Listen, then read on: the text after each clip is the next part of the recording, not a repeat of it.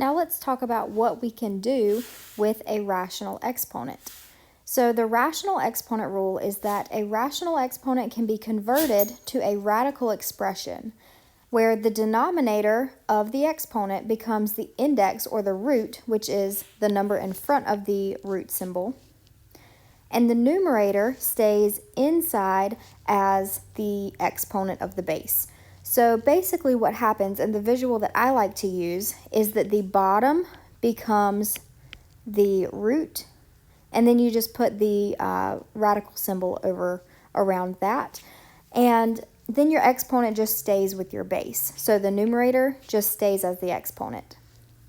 So now there's a little bit more vocabulary that we need to discuss before we can really do some examples with these. So just as a reminder, the root symbol itself is actually called a radical.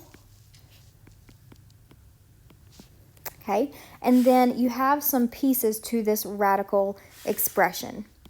The first thing is the root or the index.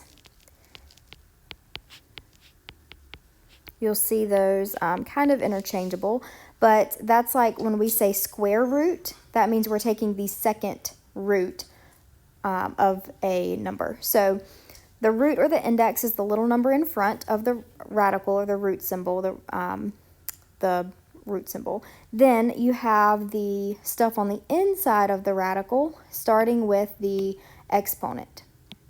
Okay, so the 1 is still considered an exponent, or sometimes you'll see it called a power. Okay, your base is still your base. That's the number that has the exponent, the number that's inside the radical. Now, all together, the base with the exponent, those two things together make up the radicand.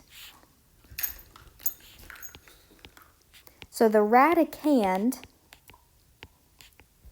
is everything underneath the radical.